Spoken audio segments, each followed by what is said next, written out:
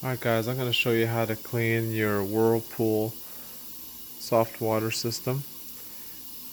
Basically, if you want to extend your warranty, you have to go and buy at least 3 bottles of the water softener cleanser. It's really easy. You open up your tank here, and I have it running right now. As you can see, it's kind of going through the motion. You're going to remove this cap right here. Take that off. You're going to pour the entire bottle in.